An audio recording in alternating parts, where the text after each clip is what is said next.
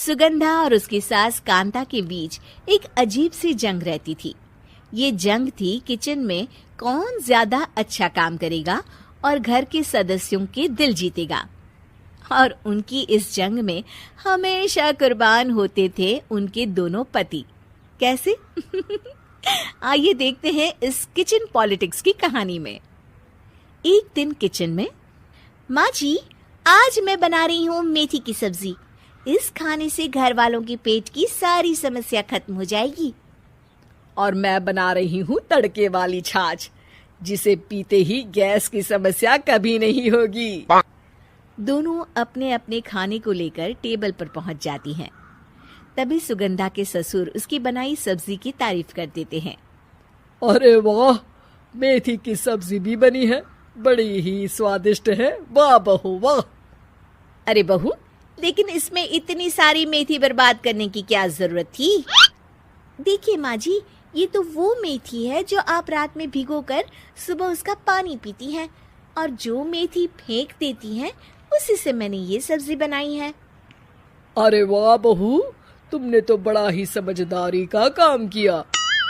बस अब क्या था, कांता जी का तो मानो ये सुनकर खून ही सूख गया। वो फैसला कर लेती है कि किसी भी तरह वो अपने खाने की तारीफ लेकर ही रहेगी और सुगंधा को किचन में उसकी कमियां गिनाएगी।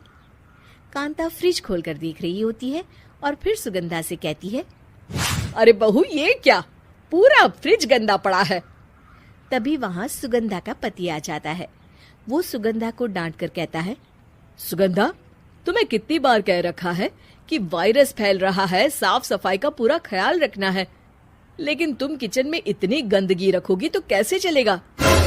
सुगंधा सास की तरफ देखती है जहां वो मुस्कुरा रही होती है।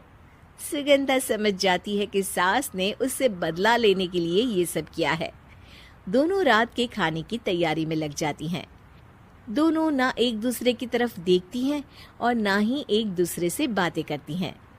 रात को खाने की टेबल पर एक एक कर दोनों कई तरह के अलग अलग व्यंजन टेबल पर लगा देती हैं और अपने अपने पति के पास जाकर खड़ी हो जाती हैं।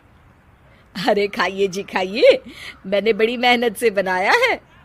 प्लेट में वो खाना डालती हैं। सुगंधा भी दोनों की प्लेट में खाना डालते हुए कहती है, बड़ी ही मेहनत लगी है इस खाने को बनाने में। हाँ, दोनों को ना चाहते हुए भी सारा खाना खाना पड़ता है।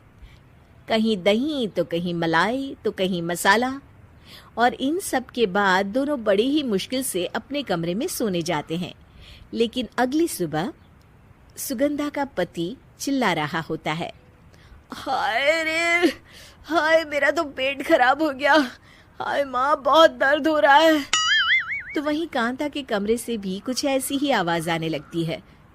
हे भगवान, इस सास बहू की लड़ाई हमारी जान लेकर रहेगी। जाओ कोई डॉक्टर को बुला कर लाओ। डॉक्टर आते हैं।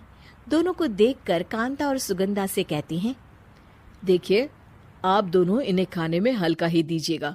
हो सके तो रात का खाना जल्दी खाया करे और वॉक किया करे। इतना कहकर डॉक्टर वहां से चले जाते हैं।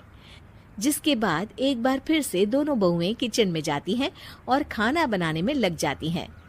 रात में खाने के टेबल पर दोनों एक बार फिर से खाना लगाने लगती है।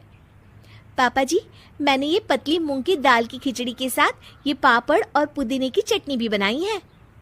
अरे बहू, अभी अभी बेचारे पेट की बीमारी से गुजरे हैं, इतना भारी खाना तो डॉक्टर ने भी मना किया है ना। देखिए, मैंने आप दोनों के लिए सूप बनाया है। और दोनों उन लोगों की प्लेट में खाना डालने लगती हैं। तभी दोनों एक साथ बोल पड़ते हैं, बस करो, हमें माफ करो, हमें नहीं खाना इस घर में ना खिचड़ी और ना ही सूप। हम इंसान हैं, एक वक्त में एक ही खाना खा सकते हैं। बस करो, हमें माफ करो, हमें नहीं खाना इस घर में ना खिचड़ी और ना ही सूप। हम इंसान हैं, एक वक्त में एक ही खाना खा सकते हैं। इतना कहकर वो दोनों वहां से चले जाते हैं। कहानी का अंत। आप लोग उम्मीद कर रहे होंगे कि अंत में सब ठीक हो जाएगा। नहीं जनाब, अगर सास बहू के बीच सब ठीक हो जाए तो आप ये सीरीज देखे ही क्यों?